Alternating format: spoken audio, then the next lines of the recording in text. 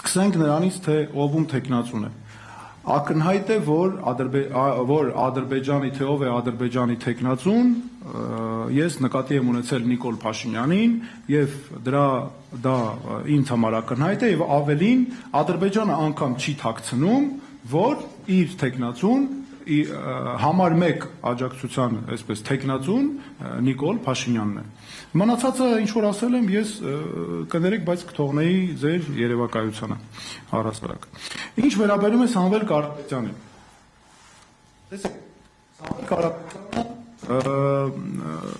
հանրահռչակ մեր հայրենակիցն է։ Սամվել Կարապետյանը կարևորագույն անգնահատելի, անուրանալի գործեր է արել թե Հայաստանի, թե Արցախի համար։ Ես շատ լավ հիշում եմ Արցախում հիվանդանոցը, ինչ ժամանակակից վիճակում էր եւ ինչ հզոր դեր կատարեց մարդասիրական պատերազմի ժամանակ, դրանից առաջ։ Ավելին անգամ մեր Արցախի բալիկներին նաև Սամվել Կարապետյանը հատուկ բարեգործություն էր անում, դրանք ես վերջերս դրա մասին իմացա, որը միայն հարգանքի արժանի է, եւ մենք պետք է հպարտանանք միշտ մեր հայերով, մեր ազգակիցներով, որ նման բարերարներ ունենք, ավելին հիմա նաև Սամվել Կարապետյանը անցնում է շատ իմ կարծիքով խոշոր իրավունքների կոպիտ խախտումներով, անօրինականություններով, ապօրինի դատապարտումը, նրա քաղբանտարկյալ լինելը, որը ես անվանել եմ, որ պարզապես քաղաքական պատանդ է պահվում, որ թույլ չտան կոնկրետ գործունեություն իրականացնի։ Եվ սա այն է, ինչ ես իմ մտածում եմ Սամվել Կարապետյանի մասին, նրա գործունեության մասին եւ բնականաբար իմ կարծիքով սա միայն հպարտության արժանի է եւ նաեւ նրա աջակցությունը հայոց եկեղեցուն նույնպես ունի անուրանալի նշանակություն։ Բայց եկեք մյուս կողմից նայենք։ Խոսքը նախ եկեք այսպես քննարկենք։ Հայաստանի Սահմանադրության փոփոխության հարցը։ Ես որպես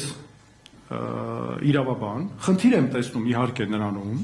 որ մեկ մարդու համար առաջարկվում է փոխել սահմանադրություն, դա ինձ համար անընդունելի է։ Հայաստանի Հանրապետության խնդիրների արմատը հենց նրանում է, այսքան տարիներ, որ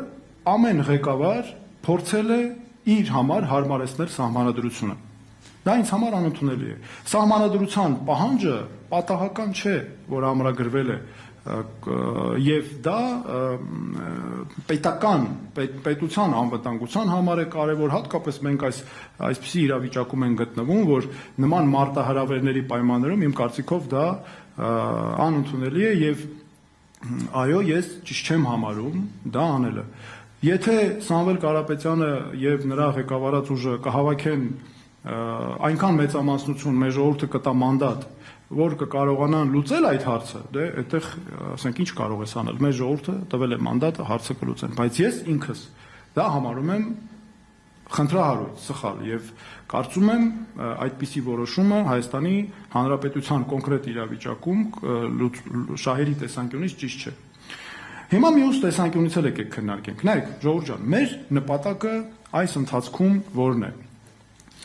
Անդիմության նկատի ունեմ եւ իրական անդիմության մեր բոլորի նպատակը, իսկ ես նաեւ Սամվել Կարապետյանի նրա ղեկավարած ուժի, նույնպես այնտեղ հայրենասեր մարդիկ շատ կան եւ այսինքն ում որ ես ճանաչում եմ հայրենասերներ են եւ նրանք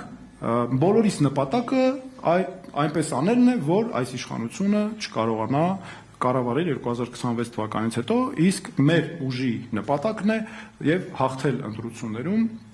նաև հայտարարված այսպես նպատակը։ Հիմա այդ տեսանկյունից երբ ես նայում եմ, թե մենք ինչ գործողություններ պետք է չանենք։ Մենք չպետք է անենք գործողություններ, որոնք Նիկոլ Փաշինյանը օգտագործում է որպես հաղթաթուղթ, կոզր, այսպես ասած։ Եվ ինչը նրան հնարավորություն է տալիս նրան դրական միավորներ է տալիս եւ նա կարող է օգտագործել իր համար։ Տեսեք, 2020-21 թվականի ընտրությունների ժամանակ ինքը ինչ արեց։ Նախկին ներկա դիսկուրսը տարավ եւ մարդիկ գնացին անգամ Նիկոլ Փաշինյանը եւ նրա իշխանության համար քվեարկեցին, ոչ միայն նրա համար, որ նրանք Նիկոլ Փաշինյանի որոշ մեր հայրենակիցների մի մասը նրա օգտին քվեարկեցին, այլ որ դեմ էին, որ այսպես կոչված նախկին իշխանությունները կոնկրետ դեպքում խոսքը վերաբերում է գլխավորապես հանրապետության երկրորդ նախագահ Ռոբերտ Քոչարյանին, որպեսզի դրանք վերընտրվեն։ Հիմա ինչ է անելու եւ ինչ է անում Նիկոլ Փաշինյանը շատ ակնհայտ է։ Նրա քաղաքական հենասյուները որոնք են։ Ես դրանք ասել եմ, 3-ն են, որի շուրջ նա ամբողջությամբ կառուցել է իր օրակարգը։ Ռուսներ, նախկիններ, հայոց եկեղեցի։ Եվ նա սրա շուրջ է ամբողջությամբ գործում։ Օրակարգերը նրա քաղաքական, մի հատ ուշադրություն դարձրեք, ամբողջությամբ սրա շուրջ է։ Հիմա նա այս ընտրությունների ժամանակ այս ընտրարշավը դարձնելու է օտար ներկայացուցիչներից Հայաստանը փրկելու արշավ։ Կոնկրետ դեպքում Ռուսաստանի գործակալներ եւ այլն, ինչ ասած կարող է անունը դնել, դա երկրորդական է իր համար, ինքը իր օրակարգն է սպասարկում։